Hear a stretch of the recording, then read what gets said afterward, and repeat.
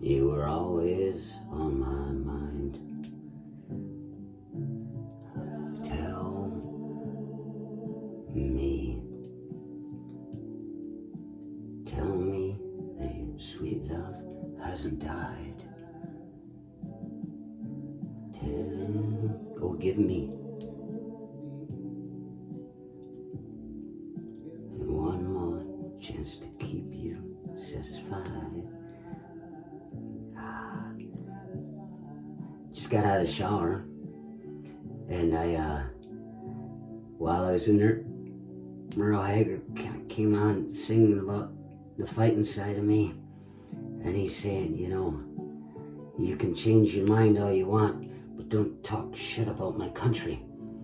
He says, if you don't like my country, get the fuck out of here. He said, love it or leave it. And that's an interesting thing, because it was 2003. I just finished my schooling. Last class I needed was a government class, and all the while I was taking those government class courses, I was reading an old book from Phil Fisk's Radical Thought in America that I was supposed to read when I was at Michigan State. And there is Jerry Freshia, framers of the Constitution type of thing. And it was telling the reality of how this country was born, was made, how it was ripped off and turned around, and how I think, that's not even right, because today we think we're going to fix it by taking it back to what they wanted originally. But now they really don't know what the hell they're supposed to do with it. It makes you realize that this country can't stand if we don't stand together. Nobody knows what the fuck's going on. But while I was reading that, I was getting upset. I've avoided politics my entire life up until then. I'm like, this is just the bullshit. That's some game they play.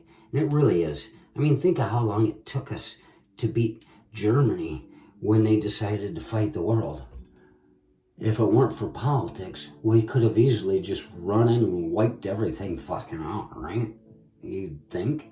But no, there must have been some game they were playing. It's all a bunch of bullshit. But without anybody having to tell me face to face and having heard it before, I found myself, while I was listening to this guy loving the bullshit as he's teaching it to us and reading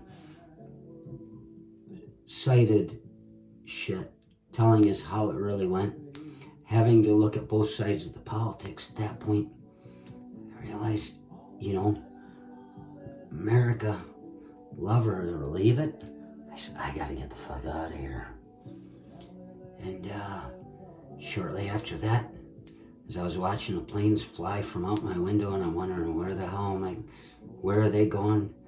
I gotta figure out some place to go. Jimmy O showed up, and he says, hey, heading back to China in 10 days. I'm here for a wedding. He says, come with me. And I thought about it for 3 days, and I told him, yeah, okay. And so a week after I decided, I was standing in Hong Kong and looking at fucking weird writing on the walls, knowing I was just totally lost. I didn't speak the language. I didn't watch the news about China. I don't let other people tell me about what other people are. I prefer to see them myself. And from most of what I see, everything they tell us is wrong. They're not talking about the people in the news. They're talking about the governments. And what is that? That's pitting government against government and using that pit people against people, so that we're all left confused and nobody knows what the fuck's going on. And so there I was in China. It took me getting the fuck out of here. And after walking around a mountain through Tibet, I was able to let this aggression towards politics off of me again. I felt free. It cleared not just my mind, but something that was deeper inside. I felt like I was free. And I came back and I could forget about the politics. But now here we are. And it's like that's all anybody thinks about anymore is the politics. They've forced us to look at it and nobody will let it go. You're not going to answer politics by the people.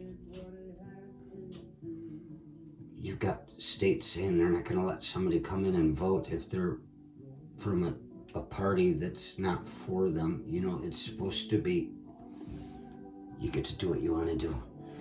And you're supposed to be able to change your mind, not just with the wind,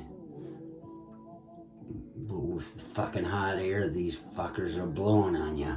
You got to be able to recognize it when they're bullshitting you and wanting you to follow them just so they can get something and leave you fucking hanging. They don't care about you. They don't. You're supposed to be able to change your mind. Merle Haggard said it. He says, you can follow a different way, but don't talk shit about the country. I did all that. And they leave me wondering, with this mindset, what will be left of the country?